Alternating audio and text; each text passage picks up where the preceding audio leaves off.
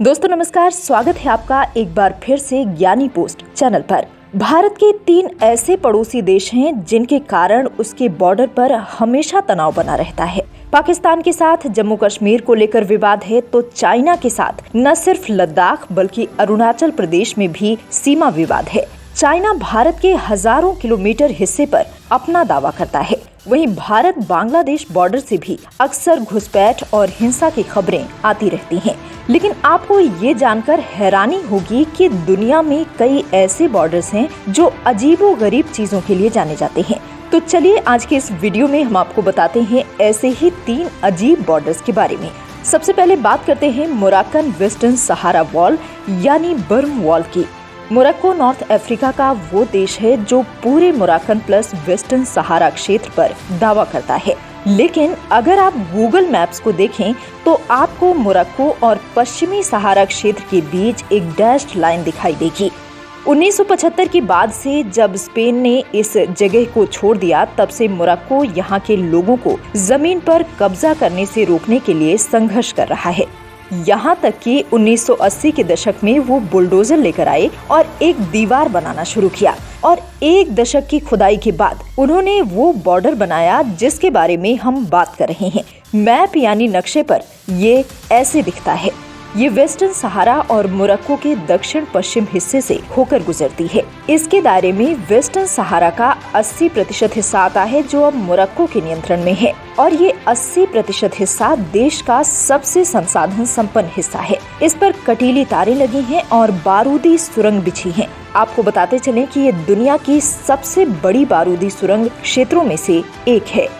Morocco में Morocco और पश्चिमी सहारा को अलग करने वाली सीमा रेखा को मैप पर दिखाना वर्चुअली इलीगल है। इस बीच इस छोटे से स्ट्रिप में रहने वाले लोग जो पश्चिमी सहारा क्षेत्र का 20% हैं, अपना देश चलाते हैं। लेकिन मोरक्को की सेना उन्हें अपने देश के बाकी हिस्सों से बाहर रखने के लिए इस दीवार के आसपास लगातार गश्त करती है। ये स्थानीय लोग उस दिन के लिए दशकों से संघर्ष कर रहे हैं जब वो इस रेत की दीवार को तोड़ सकेंगे और वास्तव में अपना देश बना सकेंगे। लेकिन आसानी से ऐसा होना मुश्किल है।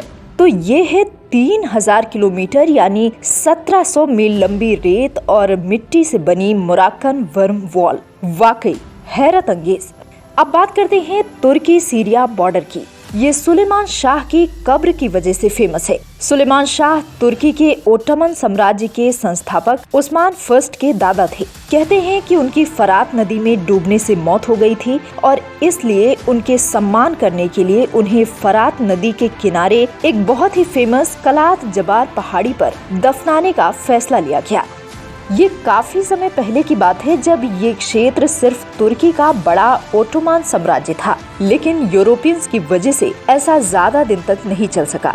1900 के दशक की शुरुआत में उन्होंने इस बड़े तुर्क साम्राज्य को 2 हिस्सों यानी तुर्की और सीरिया में विभाजित करवा दिया। तो अब 1920 के तुर्की का नक्शा इस तरह दिखने लगा और ये जमीन का छोटा घेरा जहाँ ये टूम था वो सीरिया के अंदर है और टूम की देखरेख सीरिया और तुर्की दोनों देशों की गार्ड कर सकते थे। लेकिन 50 साल बाद हाफिज अल असद सीरिया के तानाशाह बने और उन्होंने किसी जल विद्युत परियोजना के लिए फरात नदी पर एक बांध बनाने का फैसला किया।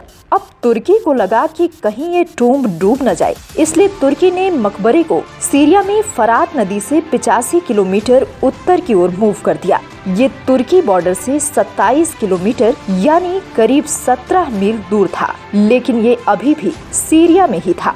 अब हम 50 साल और आगे बढ़ते हैं। 2015 की शुरुआत से इस्लामिक स्टेट अब सीरिया के आधे से अधिक क्षेत्र को नियंत्रित करता है। ISIS ने 2014 और 2015 में सीरिया के बहुत सारे हिस्से पर कब्जा कर लिया, जिसमें नया तुर्की का मकबरा भी शामिल था। और ISIS जैसा कि आपको पता ही होगा, क्रूर होने के अलावा उन्हें प्राचीन और बहुमूल्य चीजें तोड़ने में बहुत मजा आता है।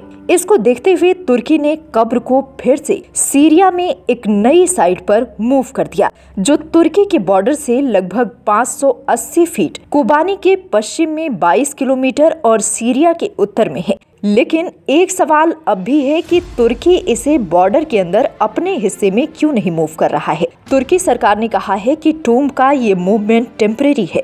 खैर, हमेशा के लिए टूम्ब कहीं रुकेगा या ऐसे ही थोड़ा थोड़ा खिसकता रहेगा, ये तो वक्त बताएगा। लेकिन फिलहाल हम वीडियो में आगे बढ़ते हैं और अब बात करते हैं साउथ चाइना सी के बारे में। साउथ चाइना सी ऑयल और नेचुरल गैस का बड़ा भंडार है। साथ ही फिशरिंग के लिए भी ये बड़ा क्षेत्र माना जाता है। समुद्र के रास्ते व्यापार के लिए भी काफी महत्वपूर्ण है। यही वजह है कि चाइना इस पूरे समुद्र पर अपना दावा करता है, मगर Vietnam, Brunei, Indonesia, Philippines, Malaysia, America और भारत चाइना के इस दावे का विरोध करते हैं।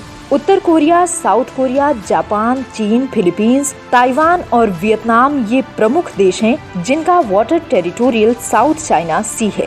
आप इन लाइंस को देखिए, ये सब अलग अलग देशों के क्लेम्स हैं जो समुद्र के अलग अलग हिस्से पर करते हैं। मेन विवाद इस टेरिटोरियल वाटर को लेकर है। इसके अलावा एयर डिफेंस आइडेंटिफिकेशन जोन यानी ADIZ विवाद का दूसरा बड़ा कारण है। चाइना ने 2013 में इसे अपनी मर्जी से बदल दिया था।